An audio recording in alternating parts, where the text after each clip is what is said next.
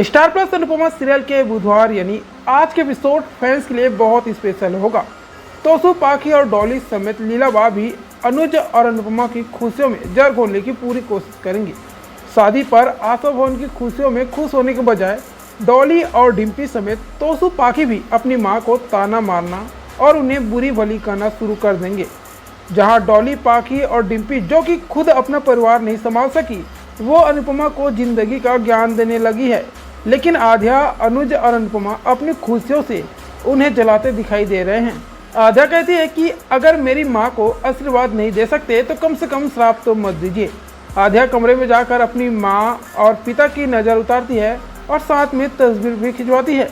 फिर आध्या कहती है कि हम तीनों अपनी साथ के फोटो अपने अपने वॉलपेपर पर लगा लेते हैं। अनुपमा जैसे ही कमरे में जाती है, फौरन मौका पाकर पाखी जो है आध्या के रूम में आ जाती है और फिर आध्या के कान भरना शुरू कर देती है।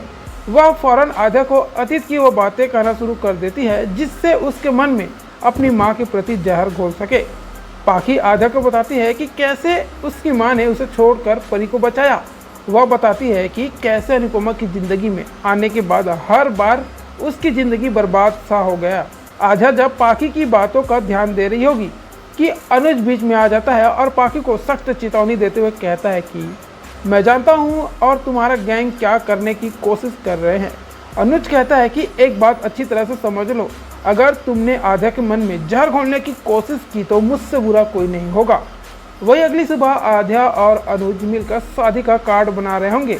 तब मौका पाकर पाखी और तोसू कार्ड पर पानी फेर देंगे।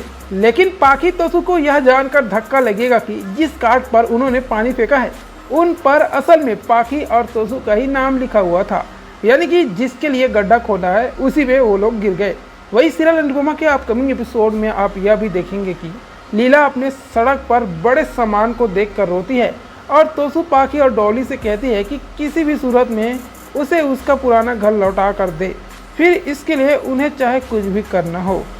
अब कहानी में इसके बाद आगे क्या ट्विस्ट आने वाला है ये जानने के लिए आपको चैनल के टच पर रहना पड़ेगा। तो सीरियल अनुपमा के लेटेस्ट अपडेट के लिए चैनल पर बने रहिएगा।